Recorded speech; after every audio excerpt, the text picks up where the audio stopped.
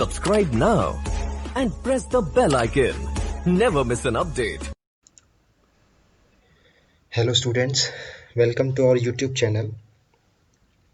This is the first lecture I am going to present on this YouTube channel.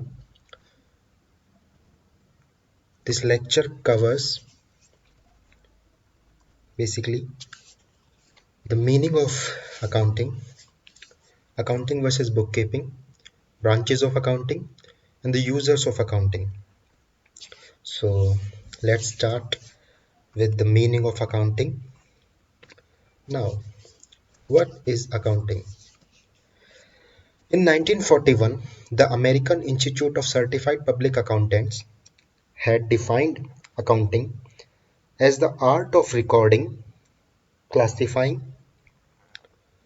summarizing in a significant manner in terms of money, transaction, and events which are, in part at least, of a financial character and interpreting the result thereof. जो American institute of certified public accountants था, उसने definition दी थी कि accounting है क्या basically. अब accounting में तीन चीज़ें बहुत इंपॉर्टेंट है. रिकॉर्डिंग, किस चीज़ को रिकॉर्ड किया जाए. Recording those transactions which we represent in the terms of money or those who are in financial nature. हमें यहाँ पे सिर्फ बिजनेस ट्रांजैक्शंस को ही रिकॉर्ड करना है, इंडिविजुअल ट्रांजैक्शंस को रिकॉर्ड नहीं करना. Account says that business is a different thing and an individual और एन ऑनर, यहाँ ऑनर और बिजनेस दोनों अलग अलग चीज़ें हैं. तो यहाँ पे रिकॉर्डिंग से हमारा क्या मतलब है कि सिर्फ उन्हीं ट्रांजैक्शंस को ही हमें रिकॉर्ड करना है जो फाइनेंशियल नेचर की है. उसके बाद हमें उन ट्रांजैक्शंस को रिकॉर्ड करने के बाद क्लासिफाई करना है. क्लासिफाइंग मतलब अलग अलग अकाउंट्स बनेंगे, यहाँ पे अलग अलग तरीके से क्लासिफाई करेंगे. Ram, Shyam, Mohan, bank account, cash account, इस तरह से सेल्स अकाउंट, ये हमारा क्लासिफिकेशन हो जाएगा. उसके बाद समराइजिंग, हमें समरी तैयार करनी है, समराइज करना है, बैलेंस का टोटलिंग करनी है. जो भी हमारे अकाउंट्स हो गए उनकी टोटलिंग कर देंगे हम यहाँ पे और ट्रायल बैलेंस में उनको शिफ्ट कर देंगे समराइजिंग के बाद. अब समराइजिंग के बाद यहाँ पे एक स्टेप हो रहा है एनालाइजिंग, जिसमें हम अपने फाइनल अकाउंट बनाते हैं और जो भी हमारा रिजल्ट आएगा, either it will be profit और लॉस और it depict the financial condition. Analyse करने के बाद जो हमारे फाइनल अकाउंट है ये बताएंगे कि कितना हमें प्रॉफिट हुआ और कितना हमें लॉस हुआ और किस तरह की फाइनेंशियल कंडीशन है हमारे बिजनेस की. और जो भी रिजल्ट्स आएंगे हम उन रिजल्ट्स को जो हमारी वेरियस पार्टीज हैं, यूजर्स हैं, उनको कम्युनिकेट करेंगे. तो ये तो था बेसिक सा मीनिंग. अब अकाउंटिंग किस तरह से काम करती है, हाउ अकाउंटिंग वर्क्स. सबसे पहला जो स्टेप मैंने पहले बताया था, पहला स्टेप है यहाँ पे रिकॉर्डिंग. तो रिकॉर्ड हमें करना है बेसिकली सिर्फ फाइनेंशियल ट्रांजैक्शंस को. उन्हीं ट्रांजैक्शंस को हम रिकॉर्ड करेंगे जिन ट्रांजैक्शंस को हम मनी की फॉर्म में रिप्रेजेंट कर सकें.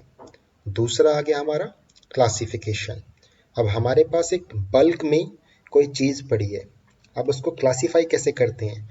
सपोज करिए आपके पास अलग अलग कलर्स की बॉल है, तो आप जब एक कलर्स की बॉल का एक ग्रुप बना देंगे, दूसरी कलर्स की बॉल का एक ग्रुप बना देंगे, तीसरी कलर्स की बॉल का जो है तीसरा ग्रुप बना देंगे, तो हमने वहाँ पे क्लासिफाई कर दिया, हर एक को बांट दिया. इसी तरह से अकाउंटिंग में भी वही चीज़ आ गई कि हमने अकाउंट्स को बांट दिया कि ये एक पर्टिकुलर इंडिविजुअल का अकाउंट है, ये दूसरे पर्टिकुलर इंडिविजुअल का अकाउंट है, ठीक, ये मशीनरी अकाउंट है हमारा, ये हमारा बिल्डिंग अकाउंट है, क्लियर, ये हमारा सेल्स अकाउंट है, ये हमारा परचेज अकाउंट है, ये Ram, Shyam, X, Y, Z bank. तो इस तरह से हम उन अकाउंट्स को क्लासिफाई कर देंगे. सिमिलरली समराइज करना. अब जो भी हम अकाउंट्स बनाएंगे, जो भी हम लेजर तैयार करेंगे बेसिकली, उन लेजर की अब हम समरी बनाएंगे. समरी किस तरह से, जो एंड में टोटलिंग बचेगी, जो भी बैलेंस बचेगा किसी भी अकाउंट्स का, इधर it will be a credit balance और इधर it will be A debit balance. तो उसके बाद हम समराइज करेंगे अपने खातों को।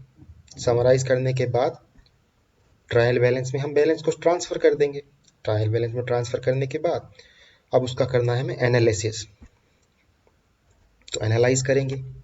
एनालाइज में अब हमें पता ही है फाइनल अकाउंट तैयार होते हैं हमारे, तो हम अपने फाइनल अकाउंट बनाएंगे। अब फाइनल अकाउंट में बेसिकली 3 अकाउंट्स हमारे प्रिपेयर होते हैं। एक तो होता है हमारा ट्रेडिंग अकाउंट, दूसरा होता है हमारा प्रॉफिट एंड लॉस अकाउंट और तीसरा होता है हमारी बैलेंस शीट। ट्रेडिंग अकाउंट हमें बताता है ग्रोस प्रॉफिट, वो प्रॉफिट जो हमने प्राइमरी एक्टिविटी से अर्न किया है, ठीक, परचेज या सेल्स, जो भी बिजनेस की एक्टिविटी है।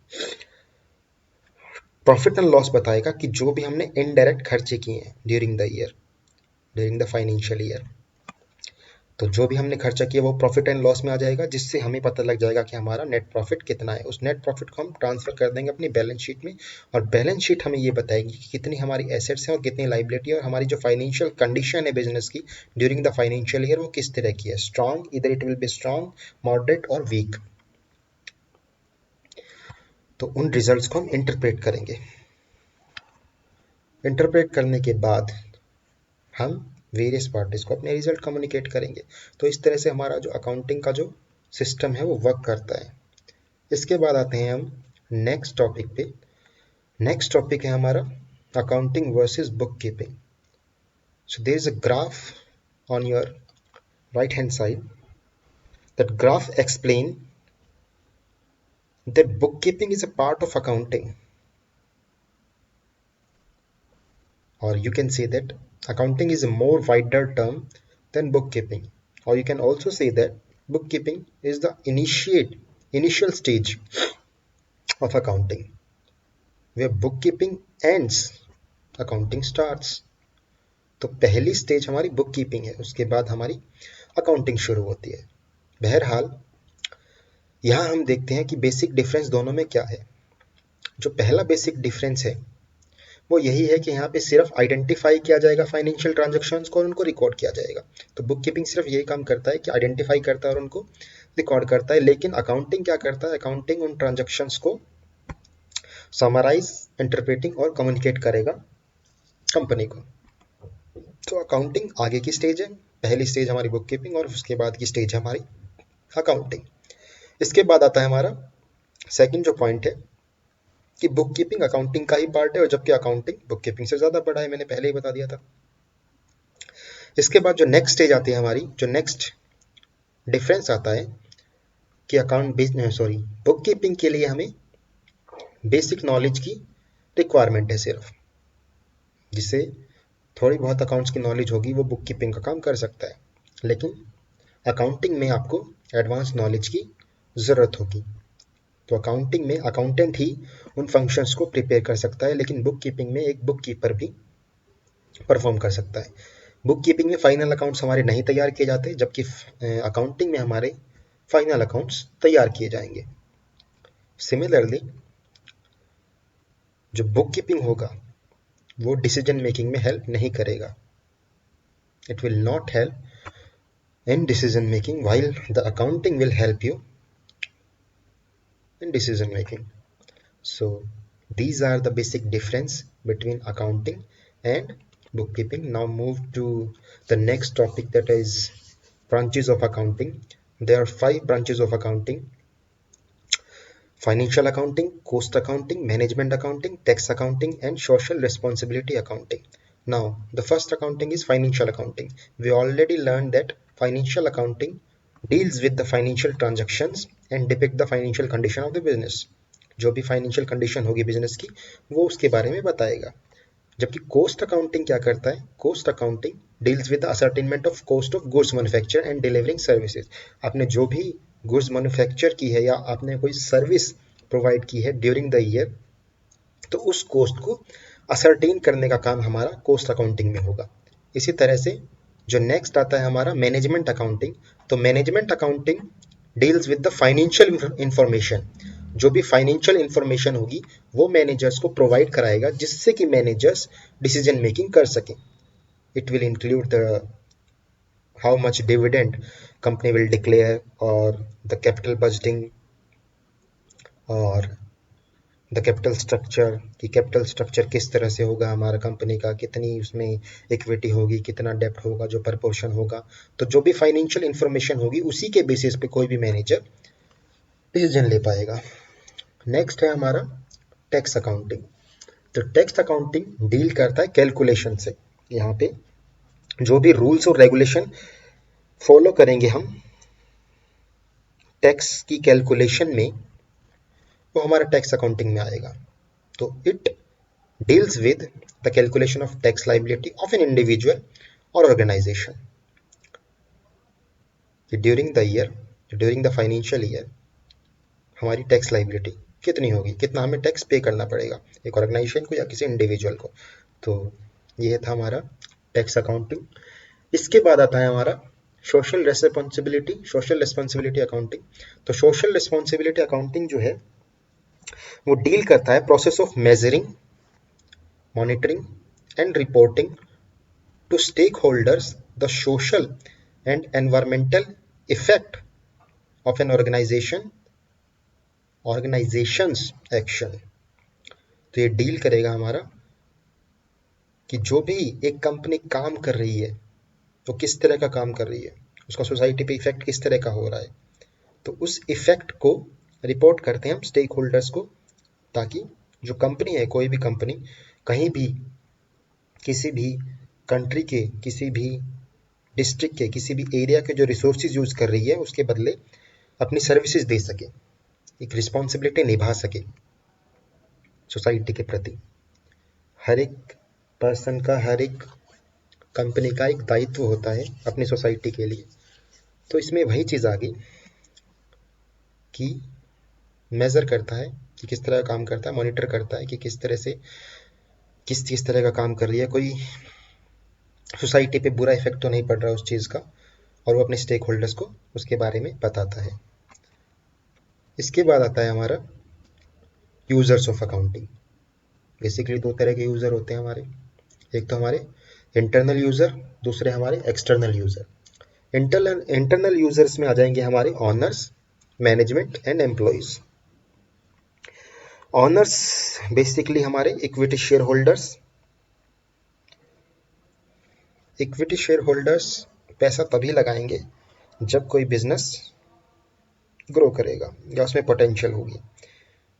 कोई भी इन्वेस्टर तब तक ही पैसा लगा के रखेगा जब तक उसमें उसको फायदा लग रहा है। तो ऑनर्स भी यही चाहते हैं कि जो अकाउंटिंग है, जो किसी कंपनी की फाइनेंशियल कंडीशन है वो किस तरह की है। अगर फाइनेंशियल कंडीशन अच्छी है तो ऑब्वियसली कोई भी ऑनर सेटिस्फाई रहेगा, रिटर्न अच्छा मिल रहा है। तो अगर फाइनेंशियल कंडीशन अच्छी नहीं है तो नुकसान है, यहाँ पे गड़बड़ है फिर।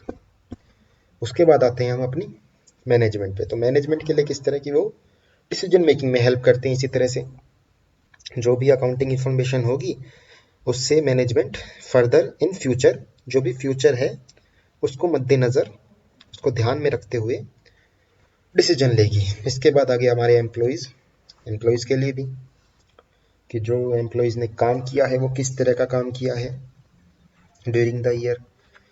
एक मोटिवेशन मिलता है एम्प्लॉयज़ को भी अगर अच्छा काम किया होगा। अगर फाइनेंशियल कंडीशन अच्छी होगी, प्रॉफिट का अर्न किया है कंपनी ने, तो एम्प्लॉयज़ के लिए बेनिफिशियल है वो चीज़, एम्प्लॉयज़ को ही फ़ायदा होगा इन फ्यूचर उस चीज़ का। तो इस तरह से हमारे इंटरनल यूज़र्स के लिए अकाउंटिंग हेल्पफुल रहेगी। और सिमिलरली एक्सटर्नल यूज़र के लिए ये जो पोटेंशियल इन्वेस्टर्स हैं, पोटेंशियल मतलब भावी, जो इन फ्यूचर पैसा लगाने वाले हैं हमारे बिजनेस में, तो जो पोटेंशियल इन्वेस्टर्स हैं वो तभी पैसा लगाएंगे जब कोई बिजनेस ग्रो करेगा, जिसमें फ्यूचर पर्सपेक्टिव्स होंगे तभी वो अपना पैसा लगाएगा या सोचेगा अपने पैसा को इन्वेस्ट करने की। इसी तरह से सप्लायर कोई भी सामान तब सप्लाई करेगा जब वो बिजनेस अच्छा चल रहा हो। कंपिटिटर्स भी हमारी अकाउंटिंग इन्फॉर्मेशन को देखेंगे कि किस तरह से हमारी जो कंपनी है वो कितना प्रॉफिट अर्न कर रही है, क्या क्या स्ट्रेटजीज वो अडॉप्ट कर रही है। तो वहाँ पे भी उनको चाहिए वो इन्फॉर्मेशन।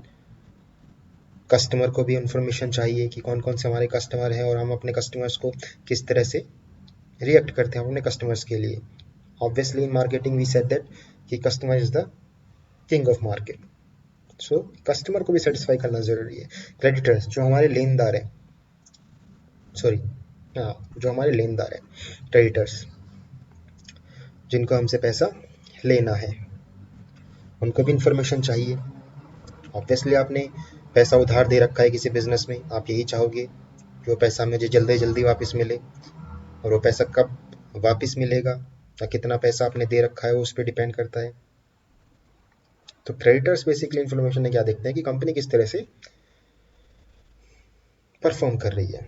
अगर कंपनी अच्छा परफॉर्म कर रही है तो क्रेडिटर्स के लिए चिंता करने वाली बात नहीं है, लेकिन अगर कंपनी अच्छा परफॉर्म नहीं कर रही है तो क्रेडिटर्स को भी उससे चिंता होगी कि पैसा इन फ्यूचर मिलेगा या नहीं मिलेगा, तो वो चीज़ माइंड में रहती है।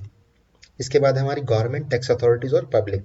टैक्स अथॉरिटीज़ टैक्स कैलकुलेशन के लिए कि कितना कंपनी टैक्स पे कर रही है उसके लिए आपकी जो बैलेंस शीट है और जो प्रॉफिट एंड लॉस अकाउंट है और जो ट्रेडिंग अकाउंट है उनको देखती है कि कितनी आपकी टैक्स लाइबिलिटी बनती है। उसको कैलकुलेट करने के लिए गवर्नमेंट भी नज़र रखती है कि कौन सा बिजनेस अच्छा काम कर रहा है, किस तरह का काम कर रहा है। ठीक, तो गवर्नमेंट के लिए भी हेल्पफुल रहेगी वो इन्फॉर्मेशन, और इसी तरह से पब्लिक के लिए भी। तो ये थी हमारी एक्सटर्नल पार्टीज जो उस अकाउंटिंग इन्फॉर्मेशन को यूज़ करेंगे, जो भी हमारी अकाउंटिंग इन्फॉर्मेशन होगी उसको यूज़ करेंगे। तो इस लेक्चर में सिर्फ इतना ही था। जल्द ही मिलेंगे नेक्स्ट लेक्चर में। Thank you so much.